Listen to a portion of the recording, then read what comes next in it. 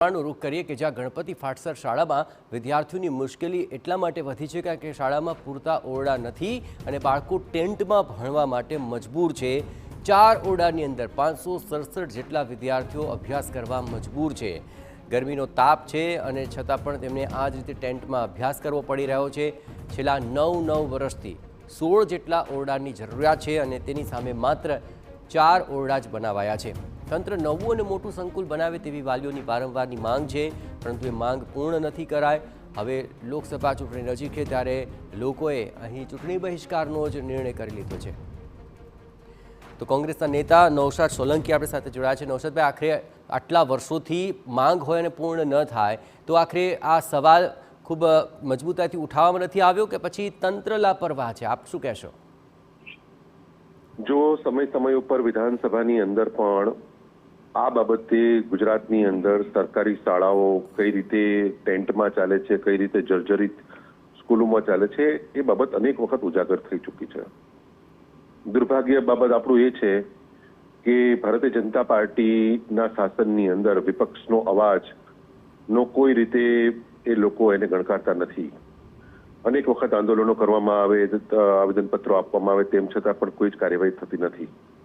આજે જે તમે બતાવી રહ્યો છો તમારા ટીવીના માધ્યમથી અમારી વઢવાણની જનતા ઘણા સમયથી જોઈ રહી છે કે જે પ્રકારે સાવ ટેન્ટમાં અને પડદાઓ એકબીજા પાછળ રાખી અને આ ગરમીની સિઝન શરૂ થઈ ગઈ છે ત્યાં ભણાવવામાં આવી રહ્યા છે। અમારું વઢવાણ સુરેન્દ્રનગર એ સુરેન્દ્રનગર જિલ્લાનું હેડક્વાર્ટર છે અને ખૂબ મેટ્રો સિટી બનવા જઈ રહ્યું છે। હમણાં જ કોર્પોરેશનમાં એને કોર્પોરેશન પણ બની ગયું છે। તેમ છતાં આ પરિસ્થિતિ એ તંત્રની આંખ ઉઘાડનાર છે। ગુજરાતની જનતા માટે પણ એક જોવાલાયક છે, કારણ કે જે પ્રકારે સરકારી શિક્ષણને આ લોકો બરબાદ કરી રહ્યા છે, સરકારી શિક્ષણ બરબાદ થાય તો જ ખાનગી શિક્ષણનો ધંધો વ્યાપે। ખાનગી શિક્ષણના ધંધાર્થીઓ જે મોટાભાગે ભારતીય જનતા પાર્ટીના લાગતા વળગતા મળતિયાઓ છે એ લોકોને ફાયદો થાય।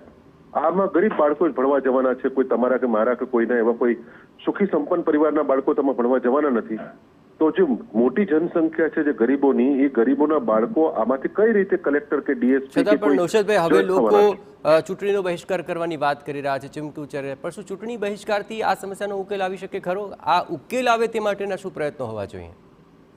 ચૂંટણીનો બહિષ્કાર શું છે? માણસ, તંત્ર, લોકો હારી થાકી જાય કે હવે કશું જ થવાનું નથી તો શું કરીએ, પછી એને જે સમયે જે યોગ્ય લાગે ને એ પ્રકારની એ લોકો જાહેરાતો કરતા હોય છે। હાલ ચૂંટણીનો માહોલ છે તો એ લોકો કદાચ એવું વિચારતા હોય છે કે અમે આ ચૂંટણીનો બહિષ્કાર કરીશું તો એમ કરતા ભારતીય જનતા પાર્ટીના સત્તાધીશોના કાન સુધી અમારી વાત પહોંચે, એમની નજરની અંદર અમારી શાળાઓ આવે, મારા બાળકોનું ભવિષ્ય આવે, તેમ કરતા જો તંત્ર પ્રશાસન જાગી અને કોઈ યોગ્ય વ્યવસ્થા ઊભી કરે, એ કરવા માટેનો પ્રજા પાસેનો આ ચૂંટણી ઉપર બીજો કોઈ ઉપાય હોતો નથી।